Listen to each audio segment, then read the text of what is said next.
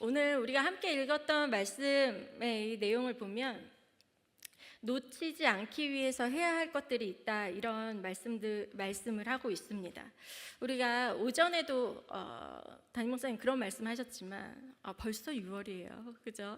상반기가 벌써 이렇게 다 가버리고 참 시간이 매년 새롭게 갱신되는 속도가 있는 것 같습니다.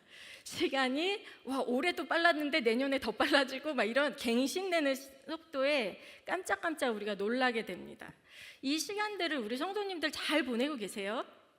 네, 후회 없이 잘 보내고 계시나요?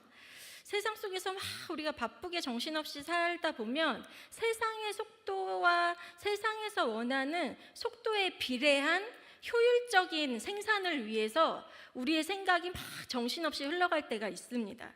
그렇게 막 바쁘게 가다 보면, 세상과 맞춰서 가다 보면 때로는 정말 세상에서 어떤 성공의 기회를 보기도 하고요, 어떤 큰 효과를 내기도 합니다. 나에게 주어진 때를 후회 없이 잘 알차게 보내고자 하는 것은 우리 모두의 같은 생각인 것 같습니다. 그러나 오늘 본문에서도 그 때가 있는데 그 때를 잘 보내야 한다, 이런 이야기를 하고 계세요.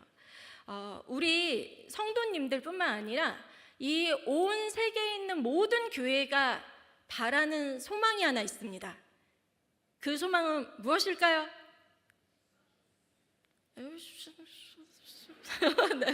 네, 정확하게 안 들리고. 네, 저는 이것을 잊지 않기 위해서 딱 이렇게 새 음절로 딱 이렇게 기억을 하는데요. 개7구 아세요? 모든 교회가 원하는 소망, 개7구. 요한계시록 7장 9절인데요. 우리 말씀 같이 한번 읽어볼까요? 됐나요? 네. 요한계시록 7장 9절입니다. 시작. 이후에 내가 보니 각 나라와 족속과 백성과 방언에서 아무도 능히 셀 수 없는 큰 무리가 나와 흰 옷을 입고 손에 종려가지를 들고 보좌 앞과 어린 양 앞에 서서 10절도 이어서 읽을게요. 시작.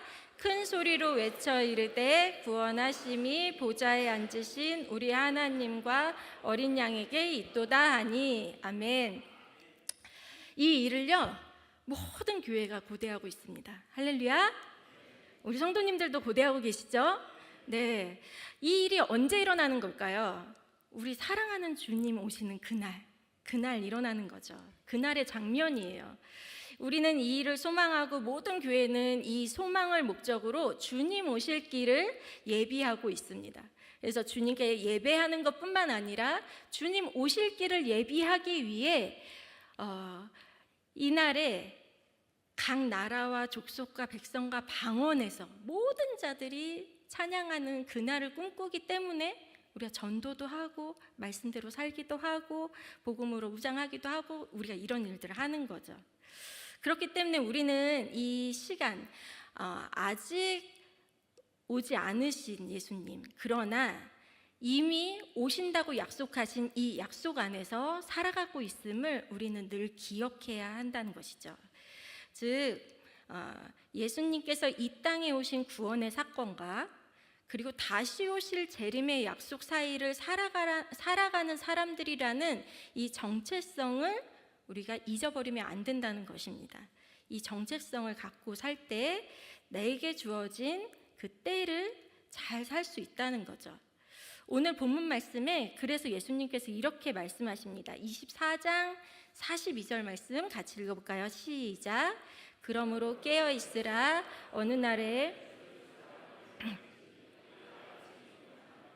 아멘. 오늘 본문은요, 그러므로라는 접속사로 시작됩니다. 이 말은요, 앞에 있던 이야기의 결론을 이야기하겠다는 거예요. 앞에 이야기는요, 일명 감남산 강론이라고 불리는 제자들을 가르치신 말씀입니다. 이때 제자들이 막 예수님께 막 질문하고 물어봐요. 마지막 끝날 때 징조가 무엇입니까? 어떻게 알 수 있습니까? 막 이러면서 예수님께 막 이렇게 질문을 하는 거죠.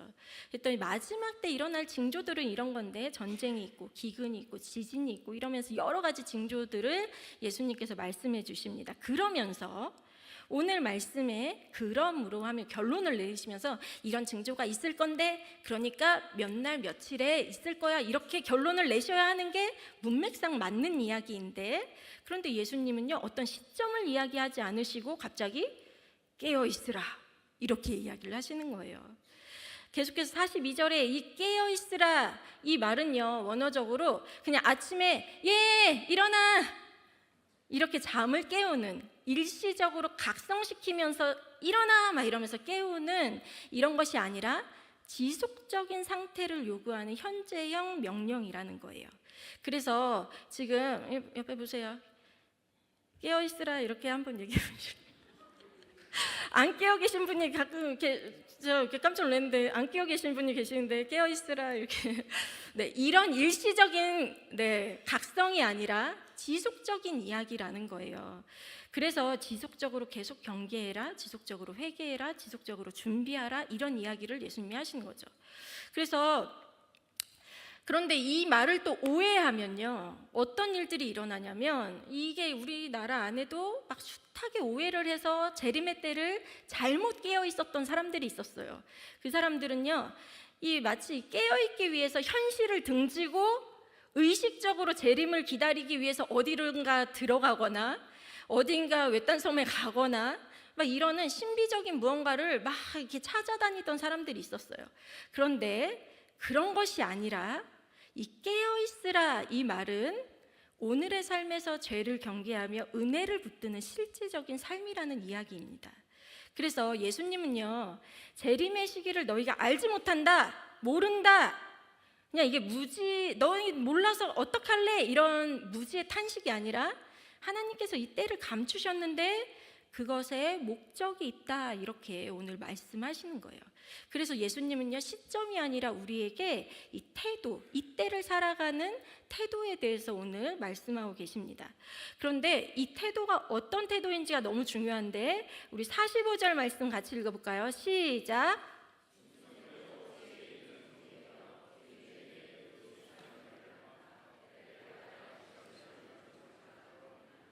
아멘. 그 태도는요 충성되고 지혜 있는 종을 비유로 말씀하셨어요.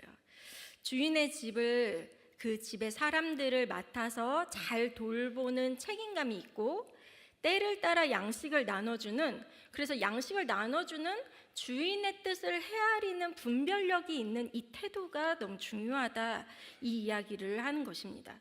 그래서 이 이야기는요 주인이 언제 올지 모르는, 그래서 주인이 내 시야에 보이지 않는 그 시간 동안 마치 주인이 계신 것처럼 사는 거예요. 주인의 눈치를 보면서 주인을 향한 두려움과 불안으로 매일을 보내는 것이 아니라 주인이 보이지는 않지만 계신 것처럼 살아서 소망을 갖고 오늘이라는 시간을 거룩하게 만드는, 충성되고 지혜 있게 보내는 그 태도가 필요하다라는 이야기를 하고 있는 것입니다. 혹시 이런 충성되고 지혜 있는 종의 모습을 생각할 때 성경의 수많은 인물들 중에 혹시 최근에 들었던 인물, 기억나는 인물 혹시 있으세요? 이거 어디서 이게 5월 달에 큐티를 통해서 거의 마지막 부분에 만났던 인물인데요. 꿈쟁이 하면 혹시 기억나는 인물 아세요? 네, 바로 요셉입니다. 꿈쟁이 요셉. 아버지 야곱의 편애를 받아서 형제들에게 시기를 받고 두 번의 꿈 이야기로 미움을 받아서 가족인 형들에게 버려지고 노예로 팔립니다. 엄청난 사건이 일어난 거죠. 누구보다도 믿었던 가족들에게 버림을 당하죠. 그랬던 이 요셉이 애굽의 보디발 집에서 노예로 팔려가서 거기서 지내는 동안 요셉은 주인이 없어도 자신에게 맡겨진 역할에 충성되게 했습니다. 그래서 보디발이 모든 것을 맡겼음에도 보디발 아내의 유혹에서 요셉은 주인이 계신 것처럼 정직함과 신의를 지켰습니다. 그리고 하나님의 때에 감옥에서 또 왕궁으로 불려져 바로의 꿈을 해석하게 됩니다. 그리고 요셉은 애국 전국을 총리가 되어 다스리게 됩니다. 요셉의 허락 없이는 애굽에서 손발을 놀릴 자가 없다. 왕이 인장반지까지 주면서 왕의 권한을 주었습니다. 여기까지만 생각할 때도요, 세상에 이런 드라마가 없어요. 세상에 이런 인생 역전이 없습니다. 그동안 고생하며 살았으니까 이제 총리가 돼서 애굽에서 누릴 수 있는 모든 것들을 누리며 그 풍요함 속에서만 살아도 사실 누가 뭐라고 하지 않을 것 같아요. 그런데요, 요셉은 이 당시 세계 강국이라는 이 애굽의 2인자라는 지위에 올렸는데, 그런 권력을 갖고 있었음에도 불구하고 개인의 성공에 취해 있지 않았습니다. 왜냐하면 요셉은 다가올 흉년을 알았기 때문인 거죠. 그것을 보여주신 주인이신 하나님의 뜻을 헤아릴 줄 알았던 그러한 지혜로운 자였기 때문입니다.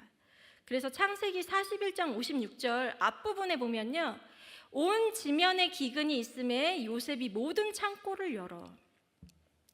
요셉의 지혜는 7년의 풍년 동안 전국의 곡식을 창고에 저장해서 그것을 때를 따라 온 민족과 열방에게 나눠주게 됩니다.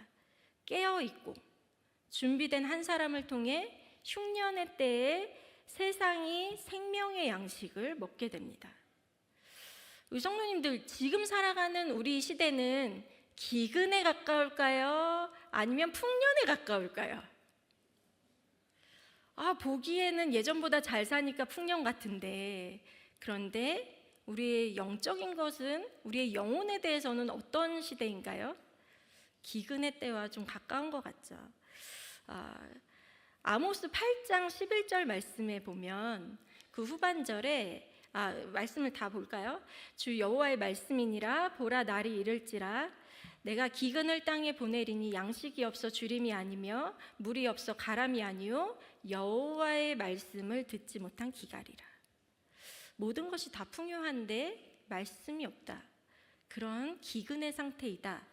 그런데 이 아모스 선지자가 선포한 이때 이 말씀이 지금의 우리 시대와 크게 다르지 않는 것 같습니다. 영적인 기근은 삶의 수많은 문제에서 다 드러나게 됩니다. 사회적으로 문제시하는 모든 문제들 있잖아요. 자살, 폭력, 각종 중독, 이런 문제의 근원도 만족함이 없는, 하나님의 말씀으로 만족하지 못하는, 하나님의 말씀을 몰라서 만족이 없는 그런 모든 사람들의 기근의 모습들이 이렇게 드러나는구나, 이렇게 알 수 있지만 이 각종 중독에 요즘에 깊이 빠져있는 중독 중에 하나가 참 우리의 생각을 어지럽게 만듭니다. 다 알고 계시는지 잘 모르겠어요. 혹시 미신 운세에 중독되었다는 이야기 들어보신 적 있으신가요? 얼마 전에 채널을 돌리다가 얼핏 TV 프로그램 속에서도 무속신앙을 예능 프로그램으로 다뤘던 것들을 좀 보게 되었습니다. 근데 우리가 이렇게 아이러니한 것은 세상은 점점 과학적으로 문명이 발달되면서 사람들은 신이 없다고 해요. 과학으로 증명되지 않은 것은 아니다, 허구다, 가짜다. 그렇기 때문에 신은 없다, 과학적으로 증명할 수 없다. 그래서 무신론자의 소리들이 높아졌고, 그리고 그렇게 눈에 보이지 않는 신을 진짜로 믿는 사람들을 무지하다라고 사람들이 이야기하기 시작을 했습니다. 그런데요, 이 무속신앙의 영향력은요, 몇 해 전보다 사람들에게 깊이 자리 잡게 됩니다. 특히 코로나 시기를 지나면서 사람들은요, 과학이 문명의 발달인 것처럼 고도의 지식을 갖고 있어서 스스로 지혜로운 것처럼, 지식층인 것처럼 그렇게 사회에 발빠르게 이렇게 살아간다고 생각을 하지만, 그런데요, 사람들의 이 마음 안에는 계속해서 미신의, 무속의 이런 영향력에 휘둘리고 있다는 거예요. 한 통계 자료를 보면요, 첫 번째 자료 화면을 보여주시면 우리 사회의 무속신앙, 이 무속 인식에 대해서 설문조사를 했습니다. 그런데 국민 절반이 무속은 개인적 위로의 수단으로 인식을 하고 있다는 거예요. 그러니까 국민 중에 절반은 이 무속, 이 미신을 받아들이면서 위로를 받고 있다는 것입니다. 그런데 여기에 저 통계를 보면 기독교인의 30%가 동의를 했다는 거예요. 기독교인의 그래서 전체 기독교인의 65%는 여전히 미신이라고 생각. 그런 무속 신앙들이 미신인 거 알고 있다, 이렇게 이야기를 했어요. 기독교인들은 알고 있다. 그런데 성도님들 중에 10명 중에 3명은 알지만 위로의 수단으로 찾는다는 이야기를 하고 있는 거예요. 이 무속의 위로가 교회 내부까지 깊숙이 침투해 있는 거죠. 그래서 얼마나 이것을 이용하는가, 이걸 또 조사를 해보니까 다음 그림인데요.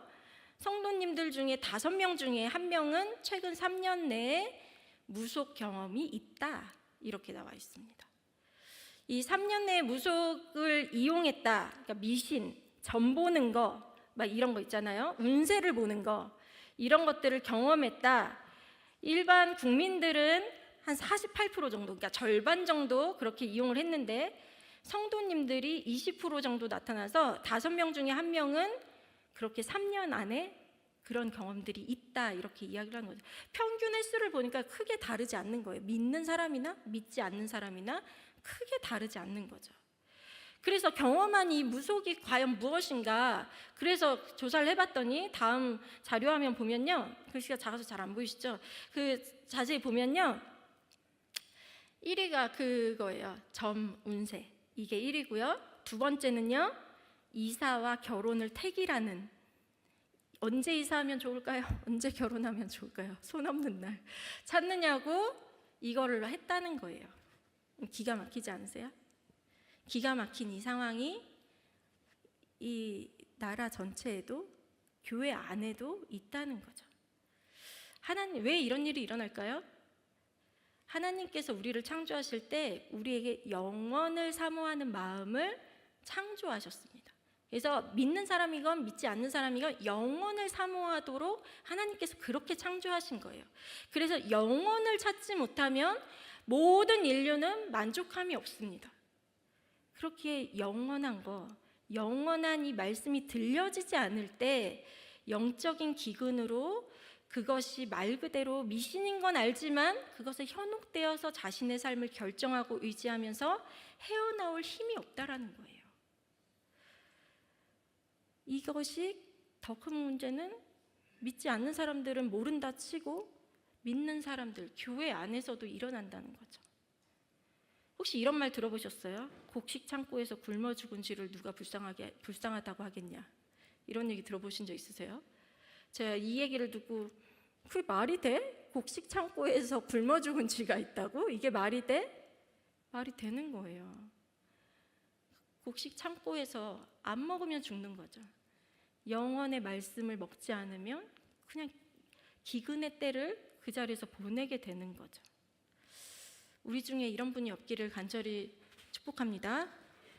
이런 시대 속에서 하나님께서는 우리를 이 시대에 마치 요셉이 창고를 열어서 창고지기가 되었던 것처럼 우리를 이 시대의 창고지기로 부르셨습니다. 할렐루야.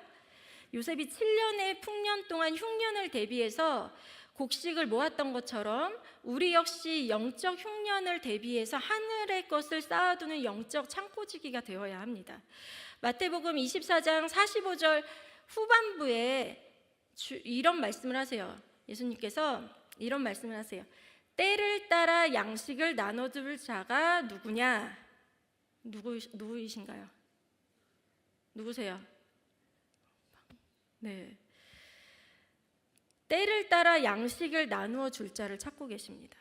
영적 창고지기란 단순히 나 자신의 안위를 위해 사는 것이 아니라 하나님의 때를 기다리며 그분의 풍성함을 예비하고 생명의 양식을 나누는 사람들을 이야기합니다.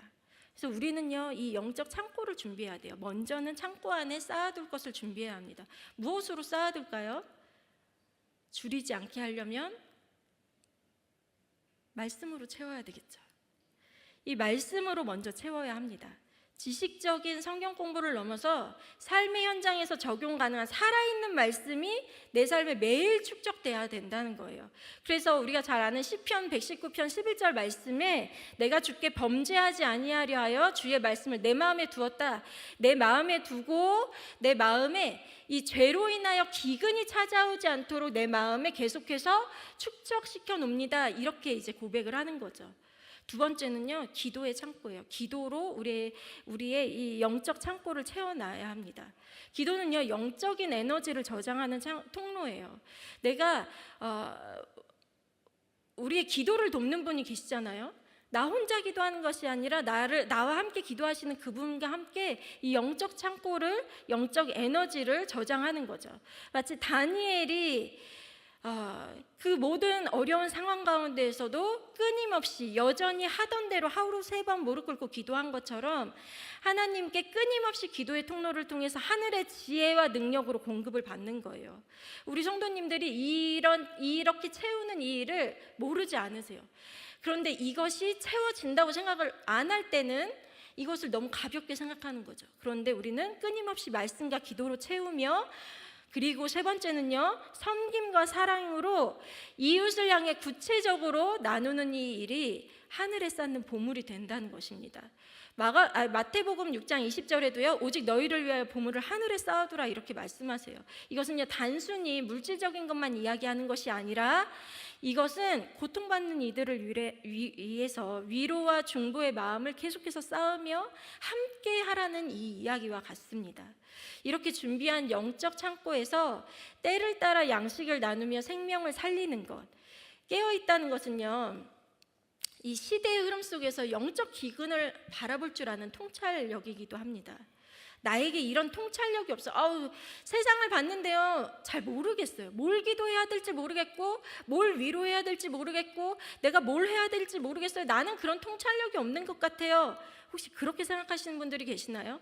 그래서 나에게 쌓여있는 이것들을 어떻게 나눠줄지 난 모르겠어요. 이렇게 생각하시는 분들이 계시나요? 이 땅의 모든 문제의 해답은 예수 그리스도이십니다. 아멘. 그래서 이 예수 그리스도의 이 권능과 이 이름으로 우리가 할 수 있는 일들이 있는데요, 이것은 바로 기도의 자리에서 할 수 있습니다. 그래서 우리에게 생명으로 오신 진리 되신 예수님의 이 생명의 말씀으로 이 땅의 모든 것들을 해석할 줄 알아야 돼요. 이 말씀이 기준이 돼서 내가 좋아 보이는 것으로 해석하는 것이 아니라 말씀대로 해석하고 이 말씀이 그 문제를 통치하도록 해석하며 기도해야 하는 거죠. 그래서 이것을 너무나 잘 보여주는 기도가요, 우리 교회 안에 이루어지고 있어요. 언제 이루어지냐? 수요 예배 때 공동체를 위한 기도를 할 때 말씀을 선포하고 기도 제목을 읽잖아요. 이게 그냥 말씀을 그냥 선포하는 순서가 아니라요, 이 말씀이 이 문제를 통치하고 이미 이 말씀으로 이루어졌음을 선포하는 겁니다. 할렐루야. 그럴 때 우리의 기도에 능력이 있고, 그리고 이 말씀이 내 시선을 열어 이 세상을 바라볼 수 있게 해줘요. 또 하나는요, 이번 주 아니고 다음 주에 있죠, 마마클럽 기도회가 그래요. 모든 종류별로의 갖가지 모든 문제들을요, 하나님의 말씀으로 통치하는 기도를 해요. 그런데 우리의 생각의 기도가 아니라 이 말씀이 선포되고 이 말씀이 그 문제를 통치하게 되는 이 선포를 할 때 능력이 있는 줄 믿습니다. 아멘. 우리는 그 기도의 자리에서 결론을 보고 하나님께서 이 땅을 창고를 열어, 말씀의 창고를 열어 다스리는구나, 이거를 우리가 그때 알 수 있게 되는 거예요. 이것은요, 기도의 자리에서만 우리가 그렇게 되지 않습니다. 말씀으로 우리가 선포하고 기도할 때 이 일은요, 그대로 우리의 삶에 우리가 하는 모든 행동과 태도로 나타나게 됩니다. 할렐루야. 그럴 때 우리는 생명을 살리는 그러한 창고지기가 된다는 거죠. 마태복음 24장 47절 마지막 절 읽어보면요, 마지막 말씀 읽어보면요, 내가 진실로 너희에게 이르노니 주인이 그의 모든 소유를 그에게 맡기리라. 아멘. 이렇게 충성되고 지혜로운 자에게 하나님께서 맡기시는 은혜가 있습니다. 우리 하나님께 그러한 자로 나아가는 우리 모두가 되기를 간절히 축복합니다. 그래서